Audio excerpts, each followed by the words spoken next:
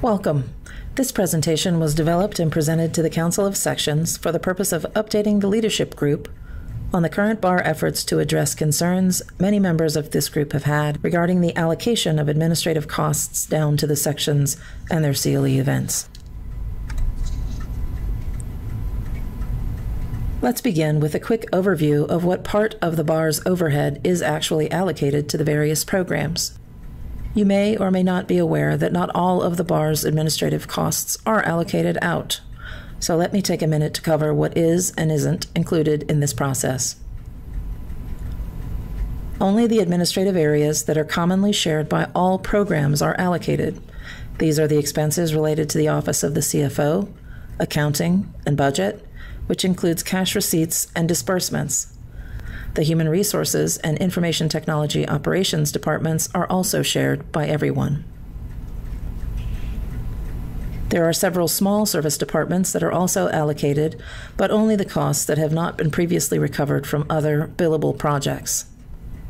These include our Office Systems and Support Group, Print Shop, and Mail Center. The items that are also considered administrative in nature but are not allocated to other program areas include the Executive Director's Office, the Board of Governors and Officers' expenses, the General Counsel's Office, and the Membership Records Department. In order to allocate overhead, an appropriate basis has to be established. For many years now, the bar has used cost as the basis for allocating overhead. When using a cost basis, the raw costs of each program are accumulated, and then the overhead is divided based on each program's prorated share, with a final entry to record the calculated amount. This is a perfectly acceptable basis for allocating overhead, but it isn't the most appropriate for our organization and has resulted in some unfortunate consequences. This cost basis has resulted in untimely information, as the overhead can't be divided until after all the costs are recorded. Many of these costs result from external services and can't accurately be recorded until after the services are rendered and all invoicing has been processed. With the large number of programs and sections that are included in this process, there are often times when the accounting department thought they were done, only to receive more invoices that needed to be included in the calculation, which then resulted in a second allocation. This issue is very difficult to overcome. Another issue with this cost basis impacts budget preparers. It is very difficult, if not impossible, for the budget preparers to accurately forecast what the overhead charges will be, as they are not privy to the cost information of other programs, which impact their own allocation. The trickle impact of this is that it is almost impossible to accurately predict a break-even point of projects or establish a reliable registration fee. And of course, this process is somewhat complex to explain and document, so it appears to lack transparency. As a producer of financial information, I have difficulty in easily producing reports that tie the various elements of the formula together so the users understand what they are paying for. It can be done, but it is a Herculean task that cannot be done for every program on a regular, routine basis. Fortunately, there is a better way. To use time. Time directly links to the bar's primary budget component, staffing. 63% of the bar's budget relates directly to employed or hired staffing resources. In addition, time tracking is required by all staff, so the data is readily available and updated on a regular basis. The timekeeping system currently in use by the bar actually supports tracking time by programs or projects, so with very little modification, mostly staff training, the bar can implement this method quickly because the history has already been recorded in a usable format.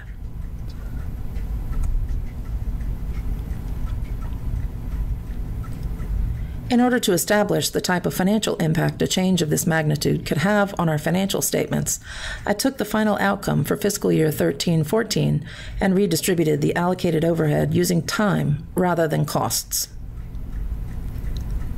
The results were a shift away from areas like communications, which includes the journal and news, and the cost of member services, which includes section management and CLE programs, to programs like regulation of the practice of law and certification.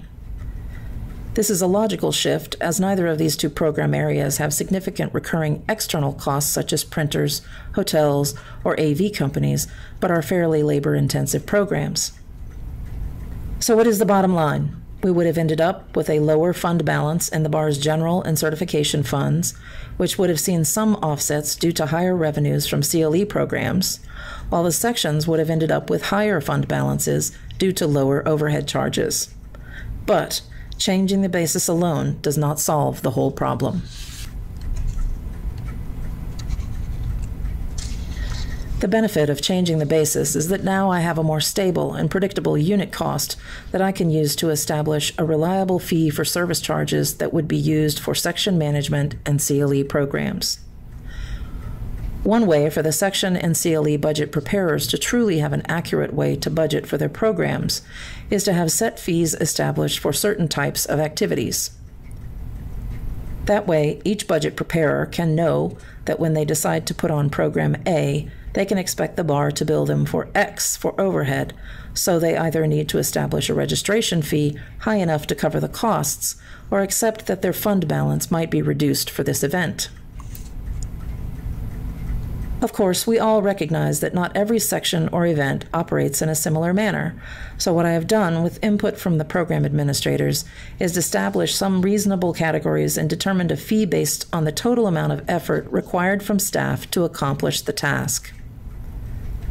The goal was to establish a system that relies on informed answers to a few simple questions that will result in the assignment of categories and ultimately identify the fee. Each category has a fee that will be applied to something predictable and measurable. As I began this process, it was obvious that I had to develop two types of fees for the two major types of events. We start with a section management fee and create a separately applied fee for CLE events. Within those two types of events, there are various levels of effort required. For instance, some sections produce quarterly newsletters and others only produce biannual newsletters, some large, some small. Some have large meetings in various locations, while others limit meetings to bar-scheduled events and conference calls. I knew I had to develop a fee that is all-inclusive so we could eliminate the extra charges for the graphics department, meetings department, or registrations. The fees had to represent the amount of time and effort required by bar staff to accomplish the various tasks of a successful event, and it was paramount that the process must not result in any retroactive billing or year-end recovery. The result is a section management fee designed to cover the routine day-to-day activities of a section and an overhead fee to be applied to CLE events. Let's start with the section management fee. There are 3 categories of effort, and each level of effort has its own fee rate. This rate will be applied on a per-paying member basis and might change from one year to the next. We will go over the specific types of things included in this fee a little later. And then there is the overhead fee that will be applied to CLE events. Given the variety of types of CLE events we currently conduct, I ended up needing 6 categories in order to accommodate the various sizes and types of events. Each category has a separate fee rate that will be applied to the total program hours of the event, not CLE hours. Again, this fee will be all-inclusive of contract development, graphic design work, registrations, etc., and it will be billed all at once, not over time.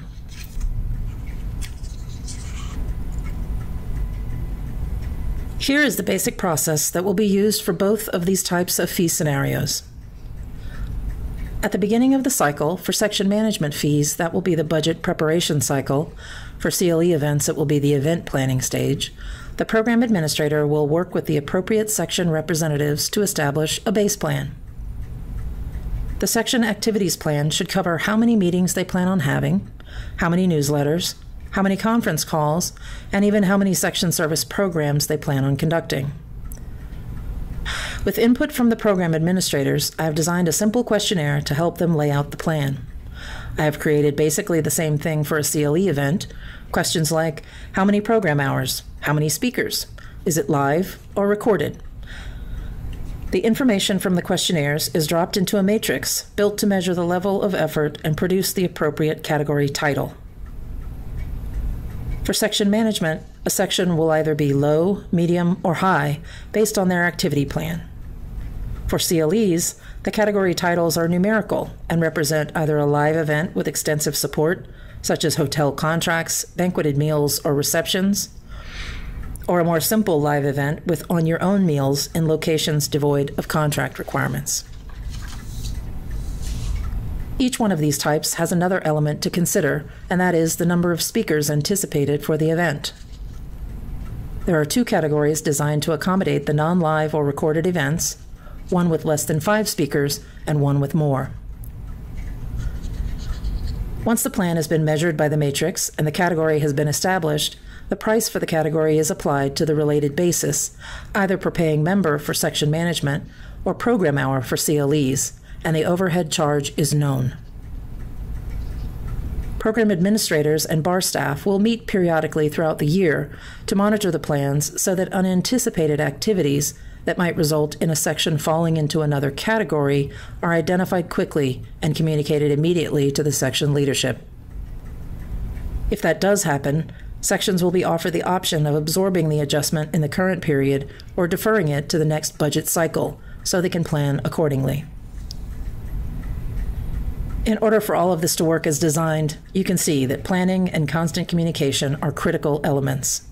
To that point, let's make sure everyone understands what type of expenses will be covered by these fees.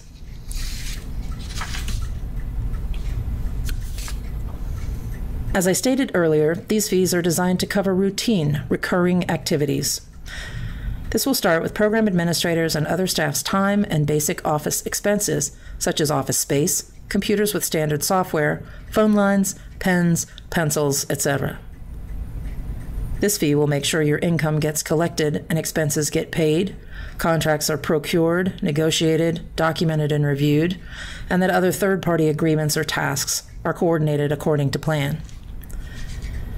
It will cover the layout and graphic design of newsletters. The section management fee will cover the tasks related to executing a qualified section service program, but this term has to be defined so we're all operating on the same premise.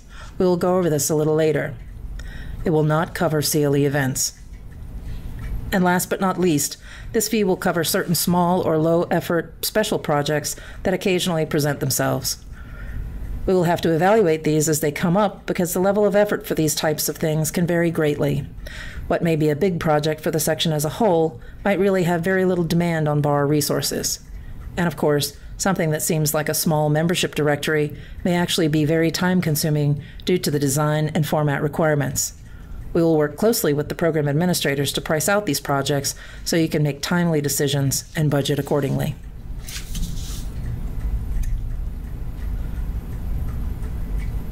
Just as important as what is covered is what is not covered.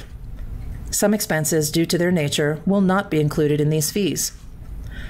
The first type of these direct expenses includes those that are unique based on the event requirements, like staff travel or special contracted meeting support. Obviously, we cannot build an equitable fee structure that would cover travel costs when some events are in easily traveled locations and others are not. For this reason, we will continue to bill sections or CLE events for staff travel and contract meeting support. A second type of direct expense includes those that have established rates. Examples include copies, postage, and established advertising fees or course approval fees. The copy, printing, and postage fees are designed to recover actual cost. For instance, letters mailed at first-class rates will be billed for the actual cost of the postage, not the time of the person that ran them through the postage meter. The copies are billed at the cost needed to recover what the bar pays to have equipment and paper available. The fees for advertising in the journal or news or getting an event approved are established fees charged to everyone seeking that service. The last type of direct expense includes those that get billed when used. As has been the case for a long time, if a section chooses to use the bar's conference calling services, those costs are passed along to the section based on actual usage. Credit card processing fees and video recording for archive or future sales purposes costs are additional examples. While this list does not necessarily represent 100% of the direct expenses, it should help budget preparers identify what types of expenses they will be invoiced for versus those that will be covered by the one-time overhead charge.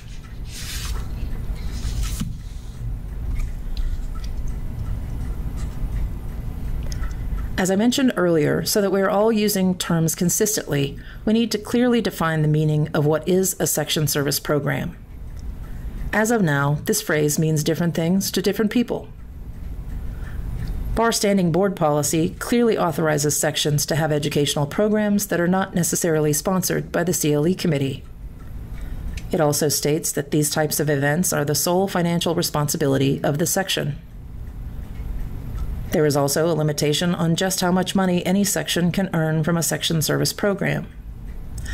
But these don't really give us an easily applied definition of what qualifies as a section service program, other than the lack of joint sponsorship with the CLE committee. This loose definition is problematic for this new process because section service programs, if not tightly defined, can become a huge consumer of resources. So a definition has been crafted that will help us tie down those programs designed to be true service programs for section members and not necessarily large revenue generators.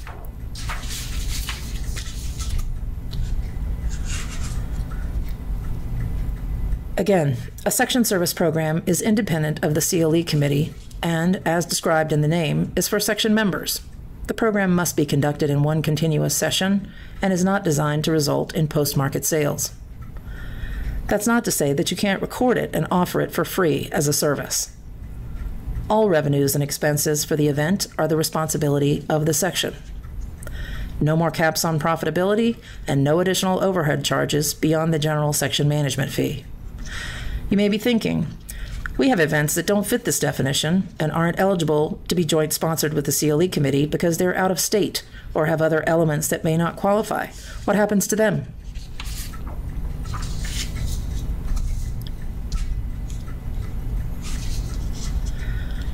If an event isn't a section service program, it will be accounted for like a CLE event, even if it isn't joint sponsored with the CLE committee. We will call these section-sponsored CLE events and expect few in number. These events will follow the same process as the joint-sponsored programs in that the program administrator will complete the CLE program planning form, it will be assigned a fee category, and the overhead will be applied based on the level of effort required to execute the event. Since these programs should be limited to those unusual circumstances when joint sponsorship is problematic, there are a few requirements that need to be incorporated. As you would expect, there is no risk sharing, so all losses are the responsibility of the section. And since the section is not required to adhere to the minimum quality requirements of the CLE committee, any aftermarket sales of the program will be limited to DVDs, CDs, or books. The program will not be eligible to be marketed or sold on the National 24/7 on-demand catalog. In my research, I noticed that most of these unique programs are not currently being sold in this manner.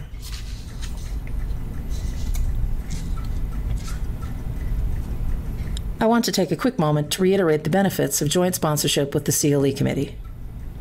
When you joint sponsor your programs with the CLE committee, you have national marketing and sales opportunities. You have access to the on-demand sales options which our members have expressed growing desire for, and you have risk sharing with the bar.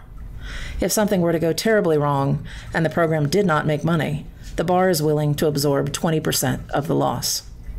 And of course, the bar benefits from your joint sponsored programs by having quality products to offer members so they can meet their CLE requirements as well as generate some additional revenue to help offset expenses of programs not covered by the mandatory fee.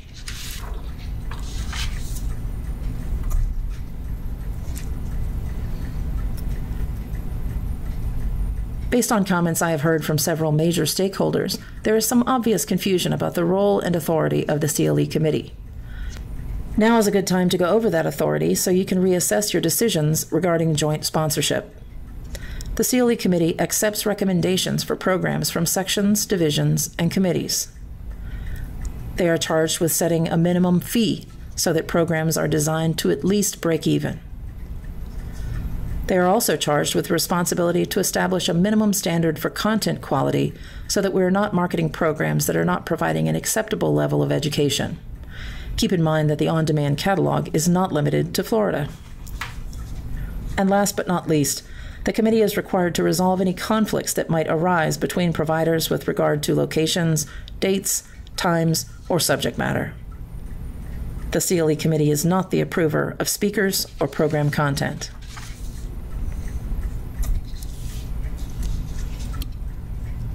I hope this presentation has demonstrated the preferred method for allocating overhead in the future establishes a foundation for changes that will have a positive impact on every section's budgeting process. As I stated earlier, critical elements of this new endeavor will be planning and communication, but this new process can result in a win-win scenario for us all. The Bar wants every section to be successful in its endeavors and wants to provide an accounting structure that supports and facilitates profitable activities. Thank you for your attention, and feel free to contact me with feedback by phone or email.